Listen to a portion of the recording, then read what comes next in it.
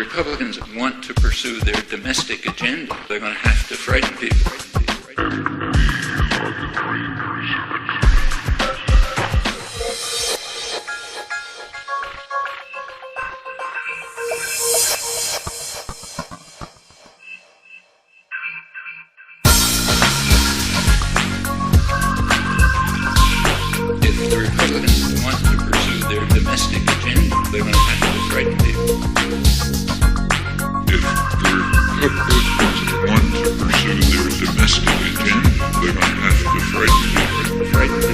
The press understands that it's much better that citizens not know about this, either not reported here or barely reported. They're going to have to frighten people. If the Republicans understood very well that they can't possibly win the elections if the issues are those that concern people, socioeconomic issues basically. And the reason is they're cutting everybody's throat, and they'll get smashed if that's the issue. The press understands that it's much better that citizens not know about this, either not reported here or barely reported. If the Republicans want to pursue their domestic agenda, they're going to have to frighten people.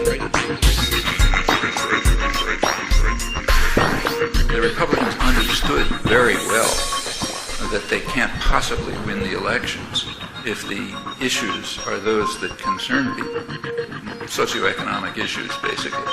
And the reason is they're cutting everybody's throat, and they'll get smashed if that's the issue. They were able to stay in office by frightening people, and that's what they did. It was necessary to frighten people into believing that there's a threat to their security. They were able to stay in office by frightening people, and that's what they did. It was necessary to frighten people into believing that there's a threat to their security.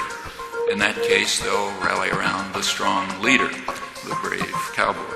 And they'll suppress their concerns over things like, where's my job, or what's happening to my pension, or how am I going to take care of my elderly mother, and so on and so forth. If they're voting on those issues, the administration doesn't have a chance. People in the United States are genuinely frightened. Either you're with us, or you're with the terrorists. People in the United States are genuinely frightened. If the Republicans want to pursue their domestic agenda, they're going to have to frighten people. And they did. Starting in September, there was a drumbeat of propaganda about several things. First, that Saddam Hussein is an imminent threat to our survival. Another was the constant insinuation that he was behind the September 11th attacks and that they were planning new ones.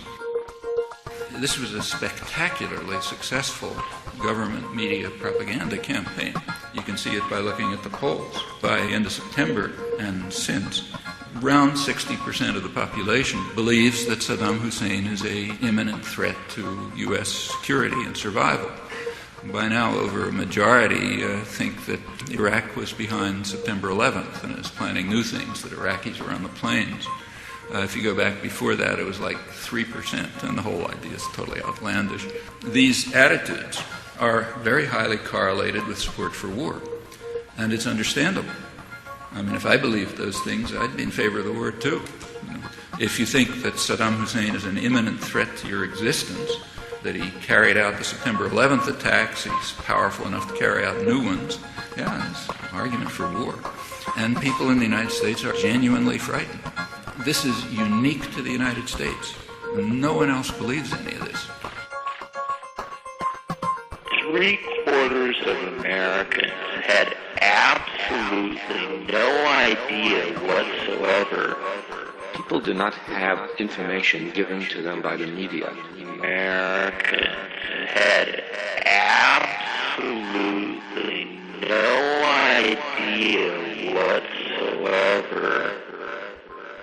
The world is more concerned about the unbridled use of U.S. power than it is about the threat posed by Saddam Hussein, which is an understatement, because in fact the world was not concerned about the threat posed by Saddam Hussein because it didn't see any threat. Even his neighbors despise him but are not afraid of him.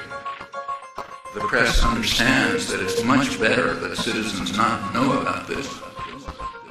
The Republicans.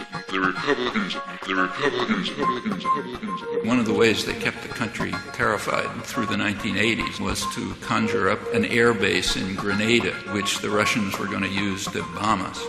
Fortunately, our brave cowboy leader saved us in time. Sent 6,000 special forces who managed to overcome the resistance of a couple of dozen Cuban paramilitary workers with pistols, and actually got 8,000 medals of honor for it.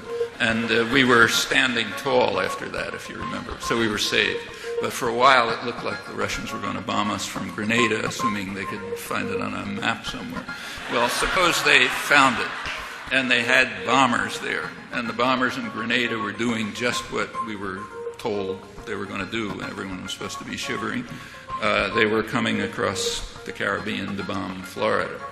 Okay, if at that point the U.S. sent out planes to shoot down the bombers before they destroyed us, that would be legitimate under Article 51 of the UN Charter. That's preemptive war. Now, this is something totally different. This is a doctrine that says we will attack anyone who we regard as a potential challenge. Nothing preemptive about that.